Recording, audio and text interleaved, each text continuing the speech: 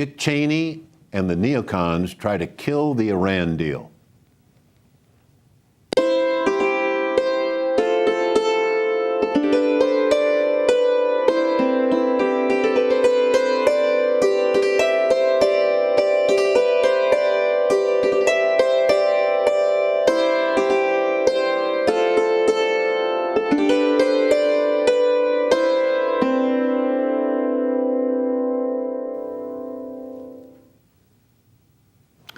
Welcome, I'm Lee Dunstan of the Walker College of Business. Welcome to the Academics. Allow me to introduce our panel. Here on my right are Dr. Nancy Love of the App State's Department of Government and Justice Studies and Dr. Michael Wade of our History Department. Paul Gates is away this week. Well, panel, let's get right to it. There's a lot going on. Dick Cheney and the neocons, people like Paul Wolfowitz, John Bolton, and others are doing their best to trash the Iran deal. And at the same time that they're doing their best to trash it, the Senate of the United States, with 42 Democrats, stopped the deal from going to a vote in the Senate by filibustering. So, Michael, what do you think about this effort by Cheney et al. To trash the Iran deal? Dick Cheney. What an expert Dick Cheney is on armaments in the Muslim world. This is the guy who was, remember, absolutely certain that Iraq had weapons of mass destruction, that no post-invasion planning was necessary in Iraq because the Iraqi people would welcome us with open arms, and that the expense of this undeclared war in Iraq would be paid for in Iraqi oil. Maybe Mr. Cheney ought to spend his time explaining to the American people where those Iraqi oil revenues are to replace the money that we've spent on this conflict. Nancy? I think Slate, in an article this week, had the best line regarding Dick Cheney, which is that he's returning to the scene of the crime. Yes. And absolutely. I mean, he brought us the discourse of weapons of mass destruction in Iraq and failed policies. It seems to me that he's trying to allow the GOP down the road to blame Obama for everything that goes wrong as a result of this deal. And interestingly enough, some intelligence officers have now come forward saying that once again, the president and the American public have not been receiving accurate information about our strategic situation in the Middle East. So I have a strong sense of deja vu here. I do think, though, that we now know Obama has the votes so that he won't have a veto struggle in Congress. By the way, we will all have to wait and see how the actual deal plays out. Right. There's no arguing that. But if career is any indication, Mr. Cheney's expertise when it comes to war goes to ensuring that he's not the one doing the fighting, while profiting from the conflict. Now, he's not alone. A number of the most prominent neocons have been dubbed chicken hawks, a tribute to their sanguinary ferocity after they were no longer in danger of being drafted. These are people who want other people to fight and die, and they reap the profits. I'd like us to talk a little bit and think a little bit about whether or not it's even worse than both of you have suggested in this sense, which is, I know that would be saying a lot, but the real question in my mind about what has come, the evidence that has surfaced since this horrible Iraq war is whether he knew when he said that there were weapons of mass destruction and a nuclear program, that he knew that he may have been lying. That, to me, that is the question. Did he know he was lying? There are a number of people who claim that they can prove that he was lying through his teeth, and that he brought us into a totally illegal, immoral war. Well, I don't know, but I've always suspected that they weren't telling the whole truth. Well, allegedly they rigged the intelligence. It comes down to this: if they believed what they were saying, if, for example, they really believed that aluminum tubes were the body parts of rockets, which stretches credibility, then we're incredibly dumb and shouldn't have been in office to begin with. And if they were lying about it, they should probably be in prison right now. Well, Larry Wilkerson, who was chief of staff for Colin Powell, has said that Cheney should be in prison, that he's a war criminal. And Wilkerson, on Tom Hartman's show, certainly seemed to suggest that Cheney knew he was lying. He didn't say that explicitly. It's hard to know what people's thoughts are, though, right? We can't get in anyone's head. What I'm struck by is Colin Powell has come out saying this is a pretty good deal, and that it will significantly slow, if not halt altogether, a dangerous nuclear program. Right. Let's switch a little bit and see if we can tie Cheney into what is going on in Europe and to this mass migration and refugee problem that is actually overwhelming Europe and may, to some extent, begin to overwhelm the United States. First of all, does this massive migration problem that is moving from North Africa and the Middle East into Europe, most specifically Syria, does it have something to do with this Iraq conflict?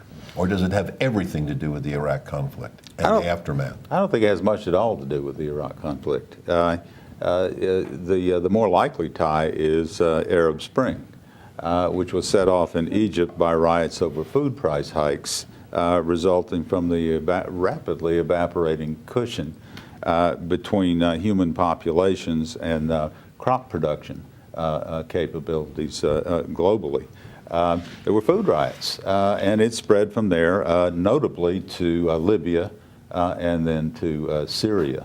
Much as one might like to tie people like Cheney into it, this one seems to be pretty clearly of more recent vintage. Nancy?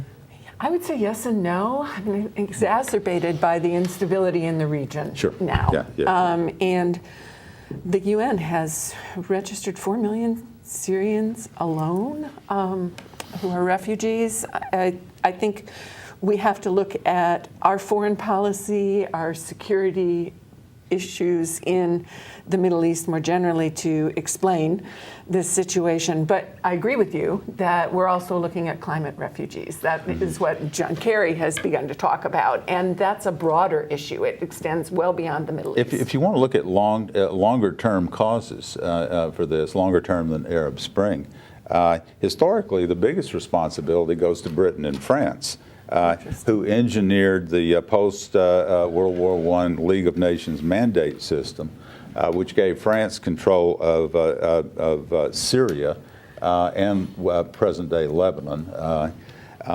Britain got control of Palestine, which included present-day Jordan, then Transjordan, Israel, and the West Bank. Britain was also awarded what was called the Mesopotamian mandate, which was not enacted. It was replaced by an Anglo-Iraqi treaty in 1922 that gave Britain control of, basically gave Britain control of Iraqi oil for 10 years. Iraq got its independence in 1932. Kuwait remained as a British protectorate all the way to 1961. The trouble that developed from there is what led to our trouble in Iraq. But Mike, you wouldn't suggest, would you, or maybe you would, that ISIS is a product of the Arab Spring?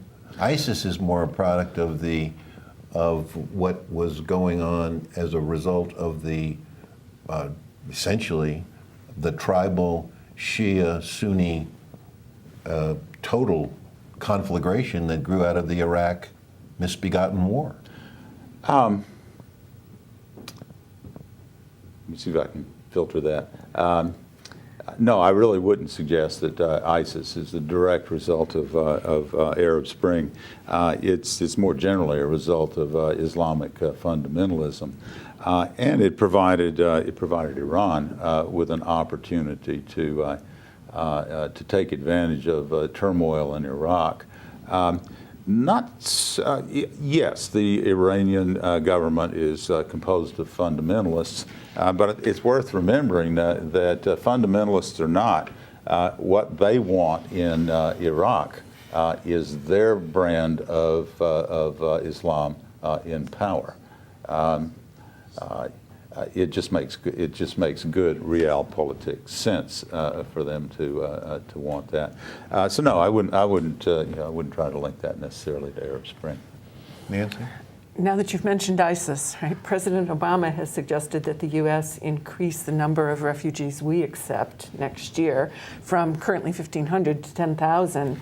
And there are concerns that those refugees may provide an opportunity for ISIS to smuggle terrorists into the United States. They'd be fools if they didn't try. Mm-hmm. So what kind of responsibility do we have? Do we have some kind of a moral imperative as it relates to these refugees coming out of Syria?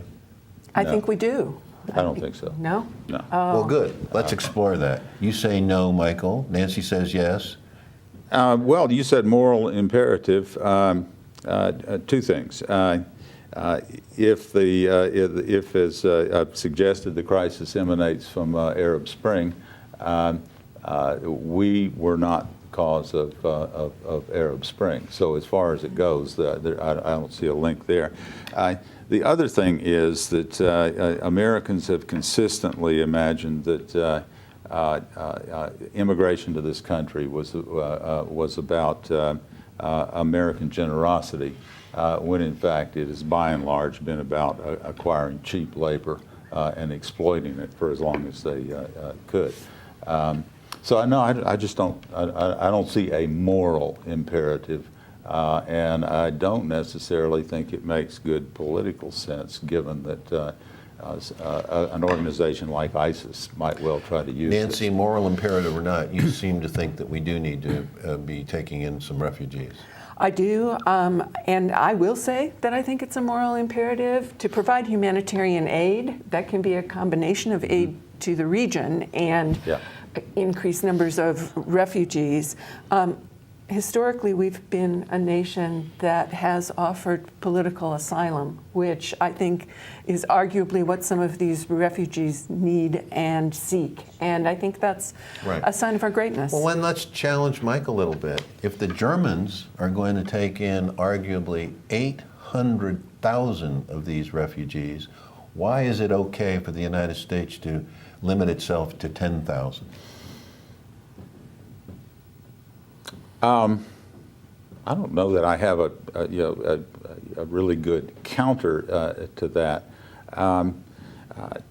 Other than it's not a moral imperative. No, and the one thought that does occur is we're the Germans as well, I suppose. We're all thinking that we're somehow doing Syrian refugees a favor by uprooting them far from their homes.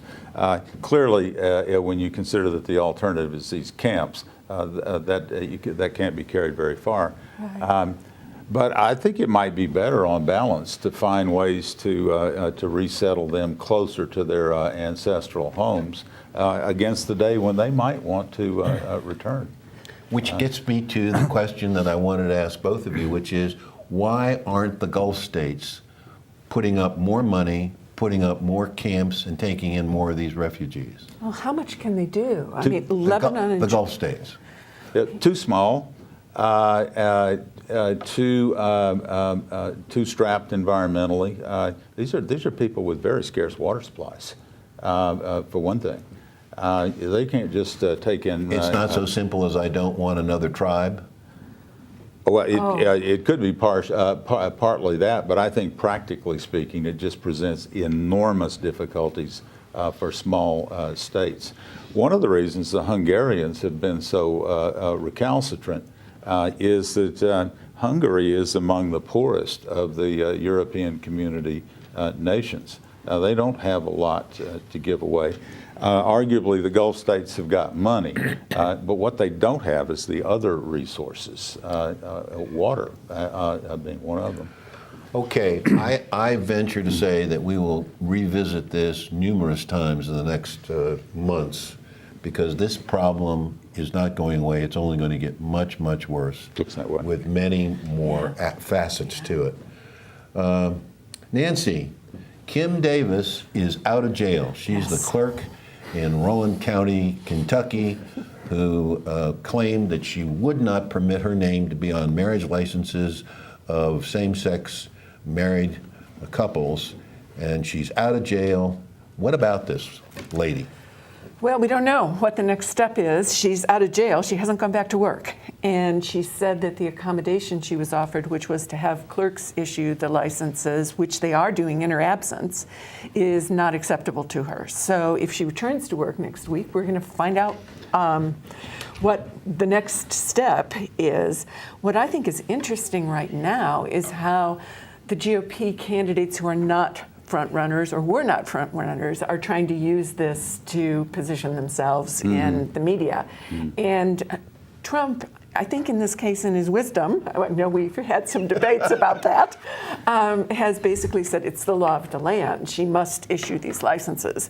But Huckabee and Cruz and several others, also Jindal, are talking about, in the case of Huckabee, the criminalization of Christianity, and saying what a world we live in where Hillary Clinton isn't in jail, but Kim Davis is or now was. Cruz has talked about judicial tyranny. Jindal has said you should be able to keep your job and follow your conscience. And Santorum has called her heroic. I mean, I could go on. So I wonder if this is going to backfire on them, because there are some really serious issues here about not only separation of church and state, but also separation of public and private. Because she's an elected public official. She's not Hobby Lobby, a private business, which is setting its own employment practices. So I'm surprised at how quickly they have been willing to stand by her, whatever that may mean. Thinking about this, I'm now beginning to understand why the soap operas have disappeared from television. They haven't. You can't Because beat, they've got tremendous competition. you cannot beat this stuff. Right. It seems as though the judge got cold feet. I haven't heard a good explanation for why she's out. Right. Davis's law. As I understand it, here's what happened. The judge had spoken with some of her clerks, who said, we will fill out the licenses, we will issue the licenses, and she was non-committal about whether she would try to stop them. He then brings her back in and says, all right, Ms. Clerk, I'm going to release you. If you interfere with your clerks issuing these your assistant clerks issuing these licenses, you're back in the clink. Okay. Well, had she not suggested earlier, in fact, I believe it was her suggestion, which was to leave her in the job while giving the responsibility for the signatures to someone else. But she's backed away from that now. Well, her lawyer said that was a simple solution. It's not simple, even if she were to go along with it. What is simple is this: honor your oath and do the job, or do the honorable thing and resign. The issue here is not religion, it's Davis's character and personal honor with regard to a public trust, not her personal beliefs. As for Jindal, Governor Bobley, And Huckabee, who in Louisiana has a approval rating which is under 25%. even in Louisiana. As for Jindal, Cruz, and Huckabee, they are merely demonstrating that in life, cream is not the only thing that rises to the top. Oh, goodness. Well, if we can have one more voice in the story, George Takei on Star Trek, for you Trekkies, has also spoken out in the media on this and has said this woman is no hero to be celebrated. She broke her oath to uphold the Constitution and defied a court order so she could deny government services to couples who are legally entitled to be married. Yep. So, speaks to your point. Yeah. If I had to predict, I'd say she's going to keep her mouth shut, and these licenses will now be issued forthwith. I would guess that, and I'm not disagreeing, but I wouldn't rule out the possibility that she's got a martyr complex. So we'll see next week, I suppose, right? Yeah, we'll see. If she goes back to work. I'd like to get you all to focus on China for a minute. You know, for years now, the China growth story has been the key story in Asia. And now the question is China beginning to wither on the vine? They had close to a 20% devaluation of their currency. They have the government. The communist government has intervened in the stock market on numerous occasions. The way the country is run is by 10 billionaire communist dictators, essentially. I'm not saying they're stupid. I'm not necessarily saying they're necessarily bad, but that's who rules the country. What's going on in China? Is this just a hiccup, or is this really serious stuff? With the caveat that I'm not an economist. Well, that shouldn't stop you. No, it's not going to. I've done my preface. That's actually to your credit. But some of what I've been reading has suggested that the Chinese stock market is different from the U.S. in significant ways, and that it's more like a casino. People are more willing to... You're saying that's different than the U.S. stock market? People are more willing to play the stocks. There's more variation and less trending that makes a difference in the larger economy. And so we shouldn't assume that the stock market in China is going to have the same impact on the Chinese economy, or that it conveys the same information about the Chinese economy as the U.S.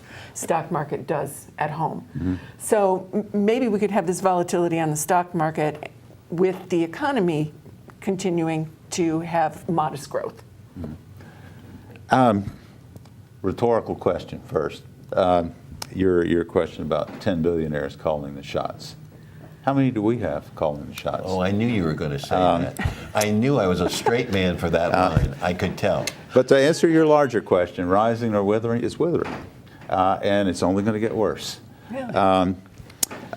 The list of questions, the devaluation, the government and the stock market, the billionaires, the rise or failure of the consumer middle class, nationalism or militarism, all those questions, the business people, and I did some checking yesterday. What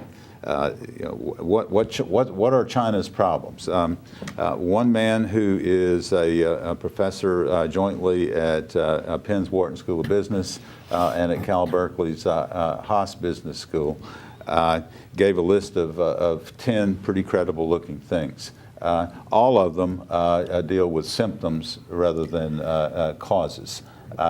It's tunnel vision on the part of the business community, and it makes me want to get out of the stock market altogether. They're withering, and the reasons are the key problems facing China. Demography. 1.2 billion people with a birth rate heavily skewed toward males since the one-child policy. 118 males are born for every 100 females. Many currently young Chinese males will never marry. Rapidly aging population. If you think we've got problems, China is very soon, the next 10 to 20 years, going to face the most abrupt aging crisis in human history. And the consequence is going to be that on current forecasts, the ratio of workers per retirees is going to dip from their current 8 to 1 to 2 to 1 by 2040. Finally, China's as large as the United States in area, but has less habitable space with 4 times the population. Environmental challenges, just very quickly. They're massive, and they're going to produce destabilizing levels of social and economic disruption. Desertification. At present rates, expanding deserts in northeast China bury an area the size of New Jersey every 5 years. It is not a Chinese 21st century. No, it's not going to be a Chinese 21st century. I'm not sure we know yet. We're looking at state capitalism, and we don't have good numbers. And there's an ability to manipulate the economy that is not the case in the U.S. This is a government that is going to have to struggle to stay alive. 600 million people with inadequate water Mike, we're in the running Chinese out of Northeast. time, and I just want to say, you are saying something that I think very few people have been saying, but more will be saying in the near future, which is it is not necessarily China's 21st century at all. Well, that wraps up our show. Thank you for joining us on The Academics. We'd like to hear from you. Please contact us with your questions and comments at watchapptv.com. Until next time, I'm Lee Dunstan. Thanks for watching.